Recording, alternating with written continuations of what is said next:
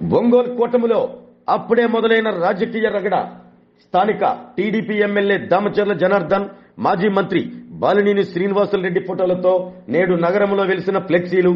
మా అనుమతి లేకుండా ఫ్లెక్సీల్లో దామచర్ల జనార్దన్ ఫోటోలు ఎలా వేస్తారు అంటూ ఫ్లెక్సీలను తొలగించిన తెలుగు తమ్ముళ్లు నిన్నటి వరకు మాపై దాడులు చేసి కేసులు పెట్టి ఇప్పుడు రాజకీయ లబ్ధి కోసం పార్టీ మారుతున్న బాలినేని మాకు క్షమాపణ చెప్పాలి అంటున్న తెలుగు తమ్ముళ్లు. బాలినేని జనసేనలోకి వచ్చినా మా ఎమ్మెల్యే దామచర్ల జనార్దన్ అనుమతితోనే పనిచేయాలి, లేకుంటే ఊరుకునేది లేదు అంటున్న టీడీపీ శ్రేణులు.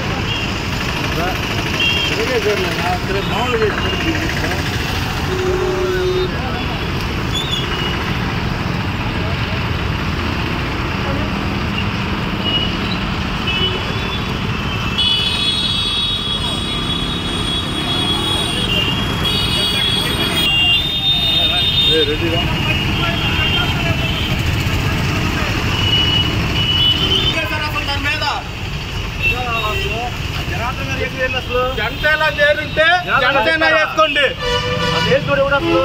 చేరాడా ఇంకా బాలినేని అనేవాడు జనసేనలో చేరాడా? అత్యుత్సాహం చేసి కార్యకర్తల గొడవలు పెట్టి పోయిన 5 సంవత్సరాల్లో అభివృద్ధి చేస్తాము, అది చేస్తాం, ఇది చేస్తాం తెంగింది చాలక మళ్ళీ స్టార్ట్ అయ్యారా? చెప్పండి, జనార్దన్ చెప్పారా మీకు? ఆ ఫ్లెక్సీలు అయిపోయిందని చెప్పి ఒకరు చెప్పారా? పార్టీ కార్యాలయానికి ఏమన్నా సమాచారం ఇచ్చారా? ఏమి లేదు. ఒంగోలులో తప్ప ఇంకెక్కడైనా కూటమి కలిసి పనిచేసిద్ది. ఈ ఒంగోలులో మాత్రం కూటమితో జనసేనతో కలిసి పనిచేసేదే లేదు. ఆయన ఎవరిని అడిగి నిర్ణయం తీసుకున్నాడో ముందు పవన్ కళ్యాణ్ గారు చెప్పాలి. 5 సంవత్సరాలు ఎన్నో అరాచకాలు, భూములు దెంగి, స్థలాలు దెంగి, అరాచకాలు చేసి అందరి మీద కేసులు పెట్టించుకొని, రౌడీ షీట్లు పెట్టించుకొని ఆయన ఎవరిని అడిగి చేర్చుకున్నాడు? చేర్చుకునే ముందు ఎవరిని అడగాల? అడగకుండా చేర్చుకుంటే మేము సపోర్ట్ చేయాలా? బలవంతంగా మా మీద రుద్దుతారా? మాకు అవసరం లేదు. ఆయన సపోర్ట్ చేసేది లేదు. కూటమి ఒంగోలులో కలిసి పనిచేయదు. ఇది కార్యకర్తల అంతరంగం. వాళ్ళు స్వయంగా జనసేన వాళ్ళే కలిసి పనిచేయని చెప్తున్నారు, వాళ్ళ సామాజిక వర్గ నేతలే. ఇక మాకు వాళ్ళకి ఆయన ఎవరు అసలు సర్వే చేసి అడిగాడు? ప్రశ్నించడానికే పార్టీ పెట్టానన్న పవన్ కళ్యాణ్ మేము అడుగుతున్నాం, ఎవరిని అడిగాడు? ఎవరిని అడిగి చేర్చుకున్నాడు బాలినేని? 4 నెలలు కూడా పూర్తి కాలేదు. చేర్చుకుంటే మేము ఆయనతో పాటు కూర్చోవాలి, ఒకే కుర్చీలో కూర్చొని జై బాలినేని అలా. రేపు పవన్ కళ్యాణ్ వచ్చినప్పుడు స్వాగతం చెప్పాలా? ఆయనకి కండ వేయడానికి వచ్చినప్పుడు రేపు పవన్ కళ్యాణ్ ఒంగోలు రావడానికి కూడా మేము ఒప్పుకోము. ఆయన కండవ కట్టడానికి మేము ఒప్పుకోము. మేమందరం నిరసనలు తెలుపుతాము. ఆ రోజు కూడా నిరసనలు తెలుపుతాము. ఈ రోజే కాదు, బాలినేని జనసేనతో కలిసి ఉంటే జనసేన టీడీపీ కలిసి పనిచేసేది లేదు ఒంగోలులో. ఇది మాత్రం కార్యకర్తలు అసలు కార్యకర్తలు ఎవరిని అడిగారు? నాయకులు ఇప్పుడు ఎలక్షన్ పెట్టింది ఎందుకు? ఎన్నికలు పెట్టేది దేనికి?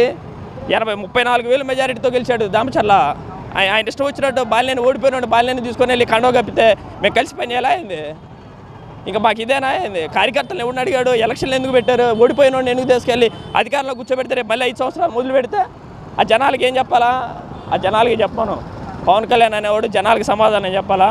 కొట్టించుకున్న కార్యకర్తలు చెప్పాలా? కేసులు పెట్టించుకున్న వాళ్ళకి చెప్పాలా? రౌడీ షీట్లు పెట్టించుకున్న వాళ్ళకి చెప్పాలా? వీళ్ళందరికీ న్యాయం చేసి ఆ తర్వాత బాలినేని కప్పుకుంటాడో, లేదంటే ఇంకొకటి ఎవడో పావలా అన్న వాళ్ళందరినీ తీర్చుకుంటాడో ఆయన ఇష్టం.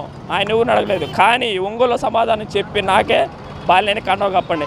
లేదా ఇది ఎక్కడి దాకన్నా ఆయన ఎన్ని చేసినా ఎంత చేసినా చివరికి చంద్రబాబు నాయుడు గారు చెప్పి కలిసి పని చేయమన్నా చేయము. అది పక్క, దాంట్లో తిరిగే లేదు.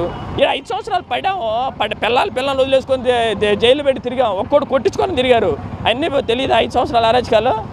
ఎవడు పెట్టుకొని కలిసి పని చేయాలి? ఆయన పెట్టుకొని అవసరం లేదు. కలిసి పని చేసేది లేదు. ఇంకెక్కడైనా పని చేసుకోండి. ఒంగోలులో కూటమి కలిసి పని చేసేది లేదు. రేపు బాలినేని కండవ కప్పుకోవడానికి పార్టీలో ఆహ్వానించడానికి పవన్ కళ్యాణ్ వస్తున్నా కూడా మేము మా ధోరణిలో నిరసనలు తెలిపేది ఖాయం. అదే ఫైనల్. జనసేన, బీజేపీ, తెలుగుదేశం కూటమి తరపున జనసేనలోకి ఆహ్వానించినటువంటి పవన్ కళ్యాణ్ గారికి బాలినేని శ్రీనివాసులరెడ్డి గురించి అసలు మీకు తెలుసా తెలియదా? 5 సంవత్సరాల్లో తెలుగుదేశం పార్టీ కార్యకర్తల మీద, జనసేన కార్యకర్తల మీద ఎన్ని కేసులు పెట్టారు, ఎంత